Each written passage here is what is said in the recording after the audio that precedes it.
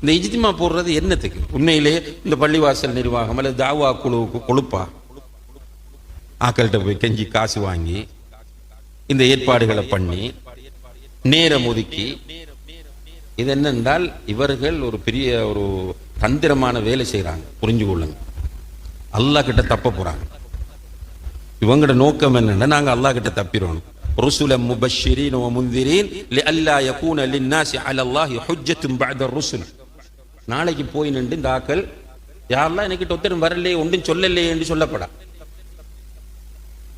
எங்களிடத்தில் யாரும் வரவில்லை, எங்களுக்கு யாரும் அச்சமூட்டி எச்சரிக்கை செய்யவில்லை, எங்களுக்கு யாரும் நன்மாராயம் சொல்லவில்லை என்று மக்கள் போய் அல்லாஹ்விடத்தில் சொல்லிவிடக் கூடாது. அதற்காகத்தான் அல்லாஹ் ரசூல்மார்கள் அனுப்பினான்.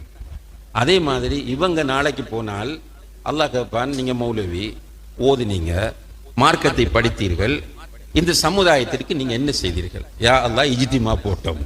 தப்பிடுவாங்க.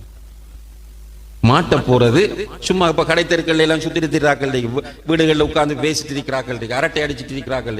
இன்னும் ஒரு கூட்டம் இருக்கு, இன்னா லில்லாஹி வ இன்னா இலைஹி ராஜிஊன். இப்படியான நிகழ்ச்சிகளுக்கு போக வேண்டாம் என்று தடை போடுகிறவர்கள்.